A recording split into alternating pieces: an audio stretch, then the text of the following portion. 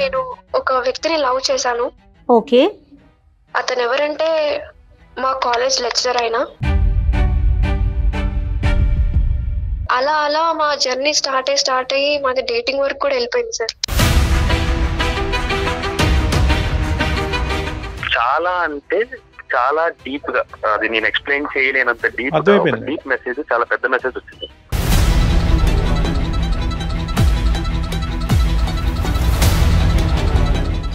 ఒక రోజు ఏమైందంటే సార్, మేము ఇలానే డిన్నర్ కి వెళ్ళాం సార్. ఆ టైంలో తను అడిగారు అనమాట, ఏంటి ఆ మెసేజెస్ ఏంటి అలా పెట్టావు ఇన్స్టాలో అని అడిగారు సార్. అడిగితే నేనేంటి ఇన్స్టాలో నేను మెసేజ్ పెట్టడం ఏంటి అని అడిగాను. నాకు అసలు ఇన్స్టా అకౌంటే లేదు అని చెప్పాను సార్.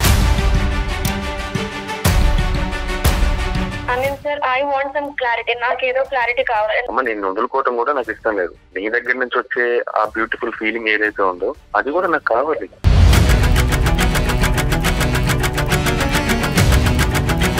మా పేరెంట్స్ కూడా చెప్పుకోలేదు కదా సార్. ఇలాంటి సిచువేషన్ చెప్తే వాళ్ళ తరపున మీరు అసలు మీ ఇద్దరి మధ్యన ఉండే relationship is not a true relationship, it's not a practical relationship, it's an unethical destructive relationship. ఇప్పటికీ కూడా ఆ అమ్మాయి మిమ్మల్ని ఒక లెక్చరర్గా, ఒక గురువుగా, ఒక దైవంగానే చూస్తుంది. దేని గురించి వెళ్తున్నారు సార్ మీరు కాలేజీకి? ప్రేమ పాఠాలు చెప్పటానికా, సెక్స్ కబుర్లు చెప్పటానికా?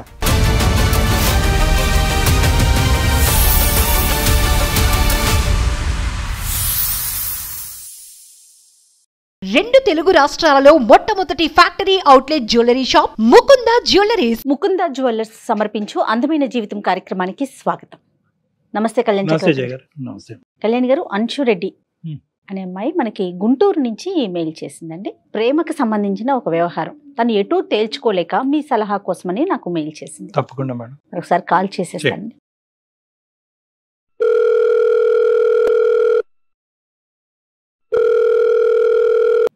హలో హలో, అంశు గారండి? అవునండి, ఎవరు? నేను జయాని అందమైన జీవితం ప్రోగ్రాం నుంచి కాల్ చేస్తా ఉన్నాను. నమస్తే అంశు గారు. మేడం, జయ మేడం, బాగున్నారా మ్యామ్? బాగున్నాను. మీరు బాగున్నారా? నేను బాగున్నాను మేడం. రైట్. నాతో పాటు డాక్టర్ కళ్యాణ్ చక్రవర్తి గారు కూడా ఉన్నారు. ఒకసారి డాక్టర్ గారితో మాట్లాడండి. నమస్తే అమ్మా. అంశు, ఎంతమ్మా ఏజ్ ఎంత నీది ఇప్పుడు? నాది 23 సార్. ఎక్కడ ఒంటరిగా ఉంటున్నావా, అమ్మ నాన్నతో ఉంటున్నావా? అమ్మ నాన్నతోనే ఉంటాను సార్. మాదంతా జాయింట్ ఫ్యామిలీ, గుంటూరులో ఉంటాం మేము. అవునమ్మా, అవునా, చాలా సంతోషం. ఓకే. ఏంటమ్మా, ఏమైంది? ఇష్యూ ఏంటి సార్? ఎలా చెప్పాలో అర్థం కావట్లేదు సార్ మీకు. అంటే నా లైఫ్ లో నాకు తెలియకుండానే ఏవేవో జరిగిపోతున్నాయి. అండ్ ముఖ్యంగా చాలా సఫర్ అవుతున్నాను సార్. నేను ఎలా నాలో నేనే చాలా కుంగిపోతున్నాను. బేసిక్ గా ఒక మాట చెప్పాలంటే నేను లవ్ లో ఉన్నాను సార్. నార్మల్ గా ఏ అమ్మాయి అయినా సరే, ఏ ఆడపిల్ల అయినా సరే, ఒక మంచి అబ్బాయి కావాలి, తన లైఫ్ లో బాగా చూసుకునే వ్యక్తి, ఒక మంచి అండర్స్టాండింగ్ ఉండి అంత అనుకున్నట్టు జరగాలి అని కోరుకుంటూ ఉంటారు సార్. ఏ అమ్మాయినా అంతే ఎక్స్పెక్ట్ చేస్తుంది కదా సార్. మీరు చెప్పండి మేడం. అవును. సో నా పర్సనల్ లైఫ్ లో కూడా అలాగే జరుగుతుంది మేడం ఇప్పుడు. అసలు ఒక్క మాటలో చెప్పాలంటే నాకు ఒక 1 minute టైం ఇవ్వండి సార్. ఇంకా మేడం, నా లైఫ్ స్టోరీ ఎలా స్టార్ట్ అయింది ఏంటి అని మీకు చెప్తాను, వివరిస్తాను. ఇంత బాధపడుతున్నాను, ఇంత నాలో కుంగిపోతున్నాను కారణం ఏంటంటే మేడం, నేను ఒక వ్యక్తిని లవ్ చేశాను. ఓకే. అతను ఎవరంటే మా కాలేజ్ లెక్చరర్ అయినా.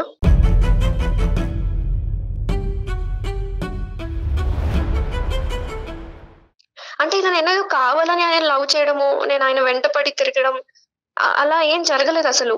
అంత యాక్సిడెంటల్ గా జరిగిపోయింది. It happen with flow. ఇంకో బాధాకరమైన విషయం అండ్ ఇంకొకటి అనుకోలేని సిచ్యువేషన్ ఏంటంటే మేడం, తనకు ఆల్రెడీ మ్యారేజ్ అయిపోయింది మేడం.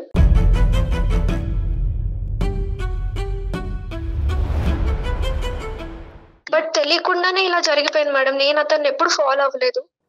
కానీ ఒకటి ఏంటంటే మేడం, ఆ సార్ అంటే, ఆయన పేరు అనిల్ మేడం. ఆ సార్ అంటే, ఆ లెక్చరర్ అంటే మా కాలేజ్ లో అమ్మాయిలందరికీ చాలా క్రేజీగా ఉంటారు అతను అంటే. ఎందుకంటే చాలా మంచి వ్యక్తి, చూడ్డానికి చాలా హ్యాండ్సమ్ గా ఉంటాడు. చాలా లైన్ వేసేవాళ్ళు, ఫాలో అయ్యేవాళ్ళు. అండ్ ఒకసారి ఏమైందంటే, అతను క్లాస్ చెప్తున్నప్పుడు కూడా అమ్మాయిలందరూ ర్యాగింగ్ చేయడం, అతన్ని బాగా ఇబ్బంది పెట్టడం, అతను క్లాస్ చెప్తుంటే వినకుండా అతని మీద కమెంట్స్, సెటార్స్ వేయడం, అలా చాలా ఇబ్బంది పెట్టేవాళ్ళు ఆయన్ని. ర్యాగింగ్ చేయడం స్టార్ట్ చేసి చాలా ఎంబారసింగ్ గా ఫీల్ చేశారు మేడం. అలా మాటలు వింటుంటే నాకు నా ఫ్రెండ్స్ చేసే కమెంట్స్ కి అసలు కోపం వచ్చి చెప్పు తీసుకుని కొట్టేలాగా అనిపించేది మేడం నాకు. సార్ ని కామెంట్ చేస్తుంటేనా?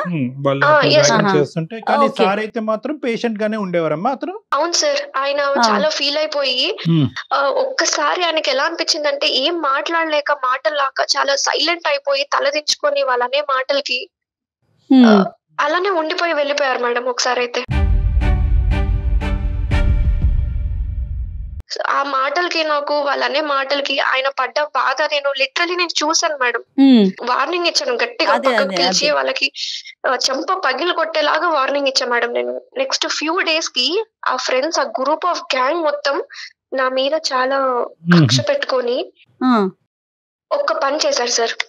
అదేంటంటే ఇన్స్టాగ్రామ్ లో ఫేక్ అకౌంట్ నా పేరు మీద క్రియేట్ చేసి అతనితో టెక్స్ట్ చేయడం స్టార్ట్ చేశారు. అదేదో నేను చేస్తున్నట్టు, నేనేదో వాంటెడ్ గా ఆయనతో మాట్లాడుతున్నట్టు, నాకు ఇంకా ఎక్కువగా నాలో లవ్ ఫీలింగ్ కనిపించేలాగా ఎక్స్పోజ్ అవుతున్నట్టు టెక్స్ట్ మెసేజ్లు చాలా చాలా పెద్ద పెద్ద మెసేజ్లు పంపించారు మేడం.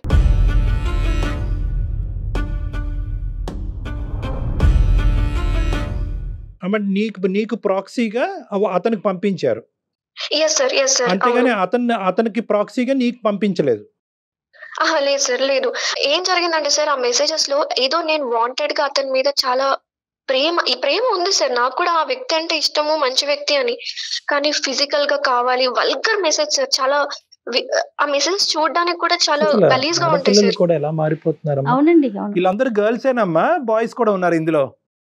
నాకు తెలిసిన వరకు అయితే గర్ల్సే ఉన్నారు సార్. ఇంతకు ముందు నీకు ఫ్రెండ్లీగా ఉన్న వాళ్ళే గానీ ఓన్లీ ఈ ఒక్క సంఘటన బట్టి నీకు శత్రువుల కింద మారారు. Exactly sir, exactly. ఆట పట్టించాలని మొదలు పెట్టారు. ఇది ఎప్పుడు తెలిసిందమ్మా నీకు? ఎప్పుడు తెలిసింది ఇలా మెసేజెస్ పంపిస్తున్నారు అతనికి అనేది? ఒకసారి కాలేజ్ లో ప్రైవేట్ గా నన్ను పిలిచి కాఫీకి వెళ్దామా అంచు అని అడిగారు సార్.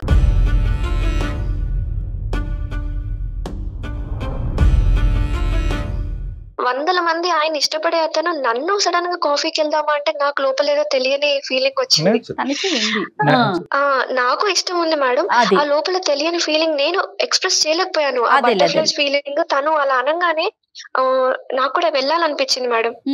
సార్ ఆ కాఫీ షాప్ కి వెళ్ళిన తర్వాత ఆయన చాలా ఓపెన్ అప్ అయ్యారు సార్. ఎందుకంటే నేను ఎంత ఇష్టపడుతున్నాను అని ఆయనకు ఆ మెసేజెస్ లో అర్థమైంది. ఆయన కూడా ఓపెన్ అప్ అయ్యి నువ్వు అంటే నాకు చాలా ఇష్టం అని నా చేయి పట్టేసుకున్నారు సార్.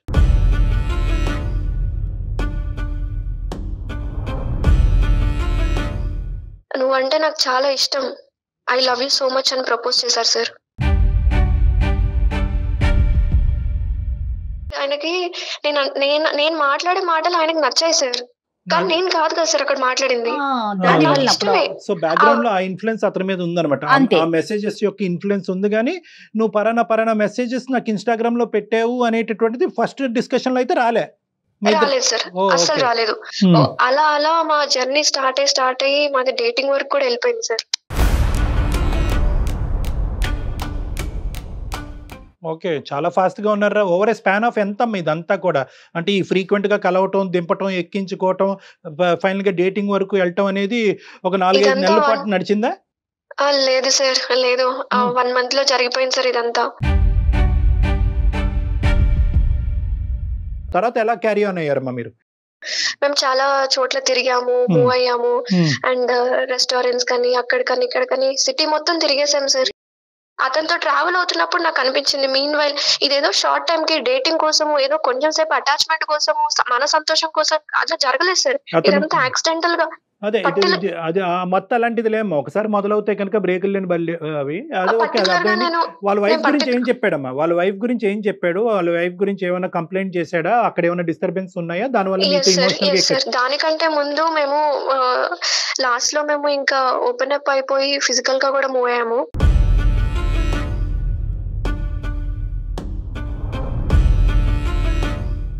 ఆ టైంలో నేను అడిగాను సార్ తన్ని, నువ్వు లేకపోతే నేను అసలు ఉండలేను, మరి ఏం చేయమంటావు, ఎందుకంటే నాకు ఆల్రెడీ తెలుసు సార్ తనకు ఆల్రెడీ మ్యారేజ్ అయిందని.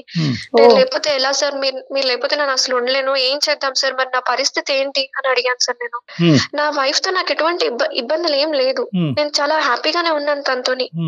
కాకపోతే ఆ కెమిస్ట్రీ అనేది లేదు, ఏదో మెకానికల్ గా ఉంటున్నాను తనతోటి, ఏదో గడిచిపోతున్నట్టు ఉంటున్నాను తప్పితే నాకు ఎటువంటి క్లాషెస్ తనతో లేదు. అలా అని డివోర్స్ తీసుకొని నేను నీ దగ్గరకు వచ్చేసే అంత లేదు అంశు అని చెప్పారు సార్.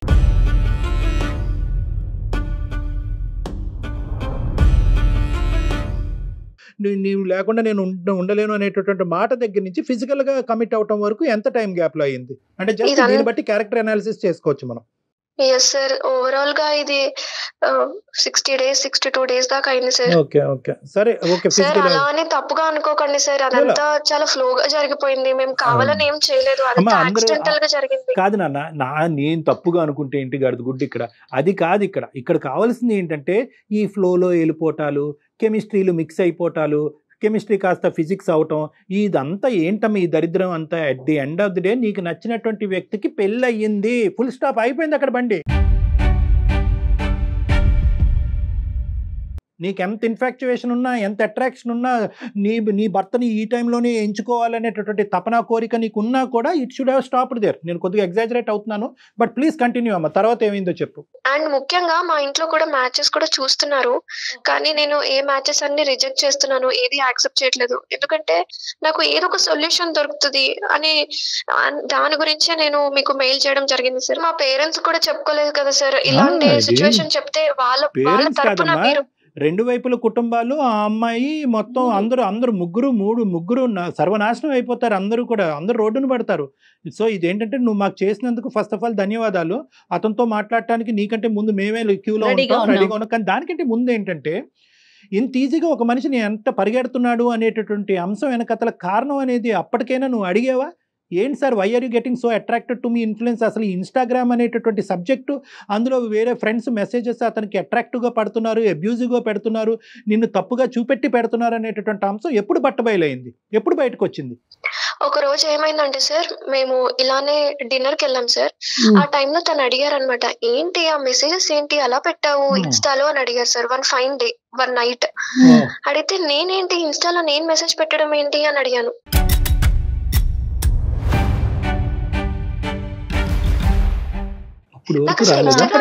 నేనెందుకు పెడతాను సార్ అన్నాను. అంటే మరి ఏంటి మెసేజెస్ అన్ని నువ్వే కదా ఇన్నాళ్ళ నుంచి నువ్వు చాట్ చేసావు, టెక్స్ట్ చేసావు, మనం మాట్లాడుకుంటూనే ఉన్నాం కదా రోజు. బ్రేకింగ్ న్యూస్ అమ్మా. అనగానే అదేంటి, మనం జనరల్ గా మనం మాట్లాడకుండా మనం ఇష్టపూర్వకంగా ఇద్దరం ఓకే అనుకొని మనం మూవ్ అయ్యాము, లవ్ చేసుకుంటున్నాం, నేను ఇన్స్టాగ్రామ్ లో మెసేజ్ చేయడం ఏంటంటే నాకు అసలు ఇన్స్టా అకౌంటే లేదు అని చెప్పాను సార్. అప్పుడు నేను రివైండ్ చేసుకుంటే, అప్పుడు మేమిద్దరం ఆలోచించుకుంటే అప్పుడు ట్రేస్ అవుట్ అయింది సార్ ఈ ఇష్యూ అనేది ఎలా వచ్చిందో. This is what happened sir. అసలు నేను మెసేజ్ చేయలేదు, నా ఫ్రెండ్స్ కొంతమంది నా మీద గ్రడ్జ్ తోటి, ఆయన మీద ఉన్న క్రేజీనెస్ తోటి ఈ మెసేజెస్ అన్ని చేయడం స్టార్ట్ చేశారు. కానీ వాళ్ళు మెసేజెస్ పెట్టిన దానికంటే ఇంకా సెన్సేషనల్ న్యూస్ ఏంటంటే కనుక మీరు ఇంత దూరం ప్రొసీడ్ అయిపోయిన తర్వాత దీని వెనకాతలు ఉన్న పూర్వపరాలు కారణాలు డిస్కస్ చేసుకోవటం. చాలా చాకచక్యంగా డీల్ చేశాడు మహానుభావుడు. ఫస్ట్ ఫోన్ ఎత్తితే కనుక ఫస్ట్ అతనికి నేను దండం పెట్టాలి. నాకైతే ఏం అర్థం కావట్లేదు సార్, ఎందుకంటే ఒక పక్కన ఏమైనా సంబంధాలు చూస్తున్నారు, ఒక పక్కన ఏమైనా పెళ్లి చేసుకోవా ఇంట్లో అంత టార్చర్ అయిపోతుంది. నేనేమైనా ఇతని మీదనే నా పూర్తి మొత్తం ఇతని మీద డిపెండ్ అయ్యాను సార్. ఇతను లేకపోతే నేను ఉండలేనని నా ఫీలింగ్ సార్ ఇప్పటి వరకు కూడా. చెప్పండి. అందుకోసమే సార్ ఏం చాలా తెలియక ఒక పక్కన పేరెంట్స్ అడిగితే మమ్మల్ని వచ్చారు సార్. ఇద్దరిని చెప్పించి కొడతారు పేరెంట్స్ కి చెప్తే. అతను దొరుకుతాడా మనకి ఇప్పుడు? ఫోన్ లో మాట్లాడొచ్చా? దొరుకుతారు మేడం. సరే ఒకసారి కలుపమ్మా ఫోన్, చూద్దాం ఏమంటాడో. యా సరే, నేను ఇప్పుడే కనెక్ట్ చేస్తున్నాను. Yeah please. అంటే ఇప్పుడు ఈ అమ్మాయి ఒపీనియన్ అయితే తను కావాలి అంతేనండి. Naturally madam. ఇంకా మధ్యలో ఉన్నప్పుడు ఏంటంటే ప్రాక్టికాలిటీ ఆలోచించాలి, కాన్సిక్వెన్సెస్ ఆలోచించాలి. అనిల్ సార్, మీకు తెలియకుండా నేను ఒకటి చేశాను సార్. నేను అందమైన జీవితం అనే ప్రోగ్రామ్ ఉంది కదా, దానికి నేను మెయిల్ చేయడం జరిగింది కళ్యాణ్ చక్రవర్తి గారికి, జయ మేడం కి. ఒకసారి మాట్లాడండి సార్. నమస్తే అండి అనిల్ గారు. నమస్తే.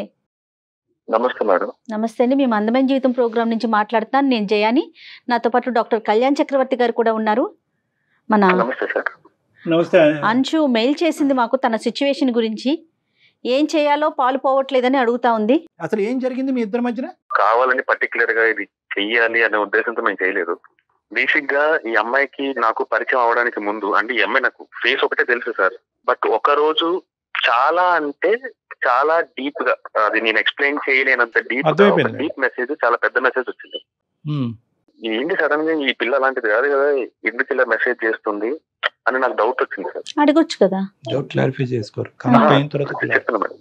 డౌట్ వచ్చినప్పుడు నేనేం చేశానంటే, సరే కనుక్కుందాంలే అని చెప్పి నేను వన్ డే ఈవినింగ్ తను బస్ కోసం వెయిట్ చేస్తూ ఉంది, కాలేజ్ బస్ కోసం, ఊరికే కాఫీ తాగుదామా నేను పిలిచాను సార్.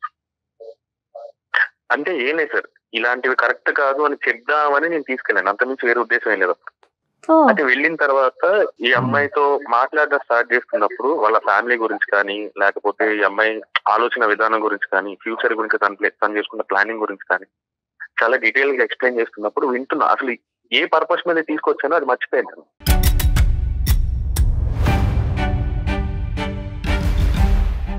చాలా తక్కువ డేస్ లోనే మేమిద్దరం కనెక్ట్ అయిపోయాం సార్. అంటే మేము ఈ మెసేజ్ గురించి డిస్కస్ చేసుకోలేదు చాలా రోజులు, ఎందుకు ఇలా మెసేజ్ చేస్తున్నా చాలా రోజులు మేము డిస్కస్ చేసుకోలేదు. బట్ ఆఫ్టర్ చాలా రోజుల తర్వాత మాకు ఫిజికల్ గా కూడా కనెక్షన్ కుదిరింది సార్. అది అలా అయిపోయింది. దాన్ని నేను ఎలా ఆపాలో నాకు కూడా అర్థం కాలేదు.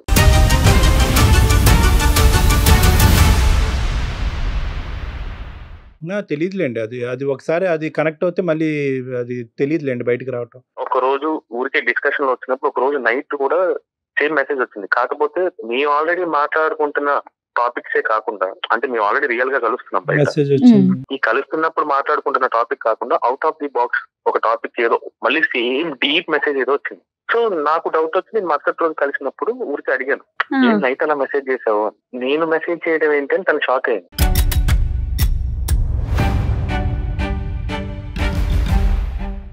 కాదు అమ్మా, నువ్వు రోజు నాకు మెసేజ్ చేస్తున్నావు కదా, ఇన్స్టాలో చాట్ చేస్తున్నాం కదా అని నేను మొత్తం చాటింగ్ అంతా చూపించాను తను. సో అప్పుడు తర్వాత రివీల్ అయిన విషయం ఏమిటి అంటే, ఇంతకు ముందు ఈ అమ్మాయి ఎవరికైతే నా గురించి వార్నింగ్ ఇచ్చిందో వాళ్ళు తిన పేరు మీద ఫేక్ అకౌంట్ క్రియేట్ చేసి తనకి నాకు కనెక్షన్ క్రియేట్ చేద్దామని అనుకున్నారు. మరి ఏమైతే అనుకున్నారో తెలియదు, వాళ్ళు ఫేక్ అకౌంట్ తో నాకు మెసేజ్ చేశారు. ఆ విషయం మాకు తర్వాత తెలిసింది. మీరు అక్కడికి రెస్టారెంట్కి వెళ్ళినటువంటి పర్పస్ ఏంటంటే కనుక, ఒక టీచర్ ఒక స్టూడెంట్కి తప్పుదోవలో వెళ్తుంటే కనుక బుద్ధి చెప్పాలి అనేటటువంటి ఉద్దేశం నెంబర్ 1. నెంబర్ 2, నువ్వు ఇలా చేస్తున్నట్టుగా అయితే కనుక నాకు చాలా షాకింగ్గా అనిపించిందమ్మా. నీ ఫస్ట్ ఇంప్రెషన్ నేను చూసినప్పుడు నేను ఇలా అనుకోలేదు. నువ్వు పంపించినటువంటి ఇన్స్టాగ్రామ్ మెసేజెస్కి నీ క్యారెక్టర్కి చాలా డిఫరెన్స్ కనిపిస్తుంది, ఇది నువ్వేనా అనేటటువంటి ఉద్దేశంతో వెళ్ళినటువంటి మీరు అక్కడికి వెళ్ళిన తర్వాత ఆ అమ్మాయి చెప్పినటువంటి బ్యాక్గ్రౌండ్, ఆ అమ్మాయి లుక్స్, ఆ వ్యవహారాన్ని చూసి మీ లోపల ఏదైతే కరెక్టింగ్ మెజర్ చేయాలో ఆ కరెక్టింగ్ మెజర్ చేయకుండా అది దిగమింకుని ఇంకొక స్టోరీ ప్లే చేశారు.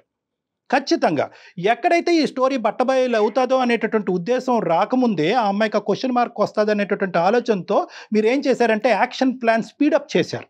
ఏంటి ఆ స్పీడప్ చేయటము? Frequency of connecting, frequency of meeting, ఫిజికల్గా తొందరగా కలిసిపోవాలి. ఏం చేశారు? ఫైనల్గా మీరు ఒక ఉచ్చు బిగించి ఆ అమ్మాయిని కమిట్ చేశారు. ముందు నువ్వు వెనకతలు గొయ్యే వచ్చేటటువంటి విధంగా ఫైనల్గా మెసేజ్ వచ్చేటప్పటికి ఈరోజు కాకపోతే రేపైనా కూడా ఇన్స్టాగ్రామ్ మెసేజెస్ గురించి చెప్పాలి అని చెప్పి ఫైనల్గా మీరిద్దరు ఒక నైట్ ఉన్నప్పుడు వచ్చినటువంటి మెసేజ్ ఏంటి ఇలా పంపించావు అని చెప్పి ఆ రోజు కొత్తగా అదే ఫస్ట్ టైం మీరు క్లారిటీ తీసుకునేటటువంటి విధంగా చేశారు. ఇది అసలు స్టోరీ. ఇప్పుడు వరకు మీరు చెప్పినటువంటి స్టోరీ అంతా కూడా నాటకం అనిల్ గారు. ఇప్పటికీ కూడా ఈరోజు మీతో ఫోన్ కాల్ కలిపినప్పుడు సందర్భంలో కూడా ఆ అమ్మాయి ఎంతో ప్రేమగా ఒక టీచర్ని పిలిచేటటువంటి విధంగా అనిల్ సార్ అని పిలిచింది ఆ అమ్మాయి. అంటే ఇప్పటికీ కూడా ఆ అమ్మాయి మిమ్మల్ని ఒక లెక్చరర్గా, ఒక గురువుగా, ఒక దైవంగానే చూస్తుంది. మీరు పన్నినటువంటి ఈ పన్నాగం, ఉచ్చు, ఫిజికల్ ఇంటమసీ వల్ల ఏమైంది అంటే కనుక ఆ అమ్మాయి ఏం చేస్తుందో ఆ అమ్మాయి అర్థం కానటువంటి పరిస్థితిలో మీతో ఫిజికల్గా కమిట్ అయిపోయి ఈరోజు దిక్కుతోచినటువంటి పరిస్థితిలో మా ఎదురుగుంట నిలబడింది. సార్ ఇప్పుడు తప్పు నేను ఒక్కనే చేశాను కదా సార్. ఏమండి అది మీ ఏమండి తప్పు ఎవరు ఎక్కువ చేశారు, ఎవరు తక్కువ చేశారు అనేది మా దగ్గర ఇక్కడ బీపీ ఆపరేటర్స్ తూకం లేదు.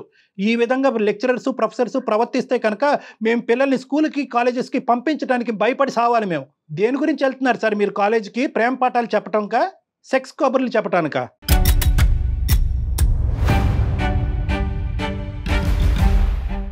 సార్ చాలా మంది కాలేజ్ లో స్టూడెంట్స్ నా వెనకాల పడుతున్నప్పుడు నేనే చెప్పాను సార్ వాళ్ళకి, ఇది కరెక్ట్ కాదమ్మా, ఆలోచించుకోండి, మీరు కెరియర్ బాగుండాలి, మీరు ఫ్యూచర్ ని ప్లాన్ చేసుకోండి. ఎందుకు చెప్పలేకపోయారండి? చాలా మంది మీ వెనకాల పడుతున్నారు. You had an eye and a feel for Anshu right from the beginning. మీకు ఫీలింగ్ ఉంది కాబట్టే అక్కడికి వచ్చిన తర్వాత బుద్ధి చెప్పవలసినటువంటి మాస్టర్లో ప్రేమ కబుర్లు, ప్రేమ పాఠాలు చెప్పడం మొదలైనవి. చాలా తొందరగా ఈ అమ్మాయి అక్కడ ఈ ఉచ్చులోంచి బయటకు వెళ్ళిపోద్దన్న ఉద్దేశంతో ఆ అమ్మాయితో సెక్షువల్గా కూడా మీరు కమిట్ అయ్యారు. మీరు అంతకుముందు మీ చరిత్ర ఎలా ఉంది, అంతకుముందు మీరు దేవుడా రాముడా అనేది మాకు అనవసరం. ఈ అమ్మాయి ఇప్పుడు ఈ ప్రస్తావన తీసుకొచ్చింది, దిక్కుతోచని ఆగమ్య గోచరంగా ఆ అమ్మాయి జీవితం మారిపోయింది, వచ్చినటువంటి సంబంధాలన్నీ తోసేస్తుంది పక్కకి. ఏ దిక్కును పట్టుకెళ్తున్నారండి ఆ అమ్మాయిని మీరు? ఆల్రెడీ పెళ్ళయి చెప్పించకూడదు మీ ఆవిడ నడు రోడ్డు మీకు లాగి, మేమే చెప్తాం అమ్మాయికి ఫోన్ చేసి.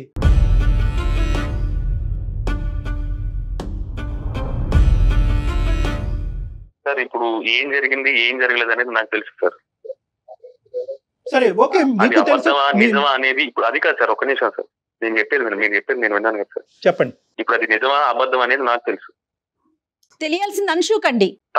తనకి కూడా తెలుసు. Anil sir, I want some clarity. నాకు ఏదో క్లారిటీ కావాలి నా లైఫ్ మీద. కానీ ఇప్పుడు మీరు భార్యతో ఉంటున్నారు కరెక్ట్, నేను డివోర్స్ తీసుకోను అని చెప్పారు. ఓకే, ఇప్పుడు నాదేంటి పొజిషన్ ఏంటి? Question mark.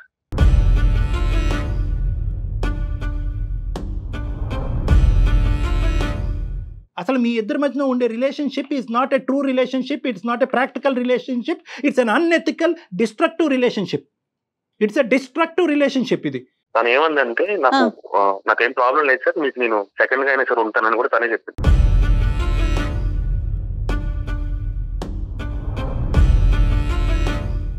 సార్ నాకు పెళ్ళైందన్న విషయం ఆ అమ్మాయికి ముందే తెలుసు. ఓకే, ఆ అమ్మాయికి తెలిసిన తర్వాతే నాతో మాట్లాడడం స్టార్ట్ చేసింది. ఓకే, స్టార్టింగ్ లో మేము ఎలా స్టార్ట్ అయ్యామనేది సెకండరీ థింగ్, బట్ జరగాల్సినది అనర్థం అంతా జరిగిపోయింది. ఇప్పుడు నన్ను ఏం చేయమంటారు చెప్పండి? ఆ అమ్మాయికి అన్ని తెలిసే నాతో రిలేషన్ లోకి వచ్చింది, అన్ని తెలిసే వచ్చింది. ఒక్క నిమిషం జయ గారు,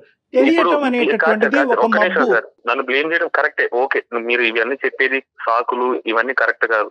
ఆ అమ్మాయిని అడగండి, అది నిజమో కాదు, ఆ అమ్మాయిని అడగండి. పోనీ అనిల్ గారు ఒకే ఒక మాట చెప్తున్నానండి, మీకు పెళ్ళి అయ్యింది, వేరే అమ్మాయితో స్త్రీతో నేను సంబంధం పెట్టుకోవటం తప్పు అనేటటువంటిది మీరు ఆ అమ్మాయి కంటే 5-6 సంవత్సరాలు పెద్ద వ్యక్తి, ఒక గౌరవప్రదమైన స్థానంలో ఉన్నవారు, బల్బు మీకు ముందు ఎలగాల ఆ అమ్మాయికి ముందు ఎలగాల? సరే, అమ్మాయి అలా మెసేజెస్ పెడుతోంది, మీరు రెస్టారెంట్కి తీసుకెళ్లారు, అప్పుడు చెప్పాలి కదా, అందుకు కదా మీరు తీసుకెళ్ళింది. ఈ రోజు అనిల్కి మనం బుద్ధి చెప్పడం వెనకాతల అన్షు తప్పు లేదని మనం మాట్లాడలేదు. పెద్ద గీత పక్కన చిన్న గీత అంటారు. సో ఇక్కడ ఏంటంటే అన్షు లాంటి ఆడపిల్లలు మనం సింపుల్గా ఇమ్మెచ్యూరిటీయో లేదంటే హార్మోనల్ ప్రభావం అనేటటువంటి తీసి పారేయవలసినటువంటి అవసరం లేదమ్మా. ఇది ఎందుకంటే కనుక మీరు కాలేజ్కి స్కూల్స్కి వెళ్ళి పాఠాలు నేర్చుకోవడంతో పాటు విలువలు కూడా నేర్చుకోవాల్సినటువంటి అవసరం ఉంది. పేరెంట్స్ ఎందుకు మన కాలేజెస్కి స్కూల్స్కి పంపిస్తున్నారు అనేది హార్మోన్స్ ప్రభావం ఉంటుంది, అట్రాక్ట్ అవుతాం. అందులో ఏంటంటే టీచర్స్ది లెక్చరర్స్ది ఎప్పుడైతే కనుక వాళ్ళు ఇన్ఫ్లుయెన్షియల్ రోల్లో ఉంటారో, వాళ్ళు పాఠాలు చెప్పేటటువంటి విధానం గొప్పగా ఉంటుందో, వాళ్ళ స్టైల్ కానీ వాళ్ళ అందానికి కానీ వాళ్ళ లెక్చరింగ్ స్టైల్స్ కానీ ఆటోమేటిక్గా అట్రాక్ట్ అవుతారు. కానీ ఆ అట్రాక్షన్ అనేటటువంటిది అక్కడికక్కడ గీత గీయాలి. కానీ ఇక్కడే ఏమవుతుంది అంటే కనుక ఏ హార్మోనల్ ఇన్ఫ్లుయెన్స్ వస్తుంది, పరిణామాల గురించి ఆలోచించకపోవటం. ఇది పెళ్లి కింద అవుతుందా, వాడు పెళ్ళైనోడా కాదా, వాడికి ఒక పిల్లం ఉందా, వీడి టీచర్ భర్త ఎలాగా అవుతాడు, వీడికి పిల్లలు ఉంటే వాళ్ళ పరిస్థితి ఏంటి, రేపొద్దున మా అమ్మ నాన్నకు తెలిస్తే వీళ్ళ పరిస్థితి ఏంటి, అటు ఇటు వచ్చి పెద్దలు వచ్చి అక్షింతలేస్తారా, ఇవేవి పరిణామాలు ఏవి అమ్మాయి ఆలోచించకుండా పెద్దలుగా అందమైన జీవితంలో మీరు ఉన్నారు కాబట్టి మనం హ్యాపీయే, కానీ మనం వచ్చి అక్కడ పెళ్లి చేయంగా, అంతేగా. సో ఇదేంటంటే ఫస్ట్ ఆఫ్ ఆల్ ఈ విధంగా ఆలోచించే స్టూడెంట్స్కి రెండు మాటలు నేను చెప్తా. ఎంతన్నా హార్మోనల్ ఇన్ఫ్లుయెన్స్ ఉండొచ్చు, కానీ ఎందుకు వచ్చారు మీరు కాలేజ్, మీ గమ్యస్థానం ఏంటి, మీ భవిష్యత్తు ఏంటి, మీ తల్లిదండ్రుల ఆశయాలు ఏంటి, వాళ్ళు ఎందుకు ఫీజులు కడుతున్నారు, మీకు ఎందుకు ఇంత ఖరీదైనటువంటి పుస్తకాలు బట్టలు అన్ని కొని ఎందుకు మిమ్మల్ని ఇంత స్మార్ట్ గా కాలేజెస్ పంపిస్తున్నారు, ఎందుకు?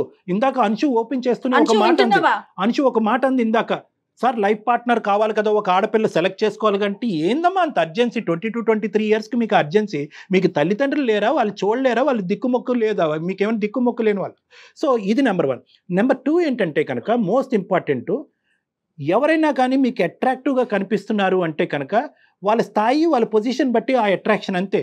అతను లెక్చరరు, ఎప్పటి నుంచో అదే పాఠాలు చెప్తున్నాడు, అందులో అతను నిష్ణాతుడు, అక్కడితో close, he can't be your partner. Right. అతను మీ అంశుకి ఏం చెప్తారు?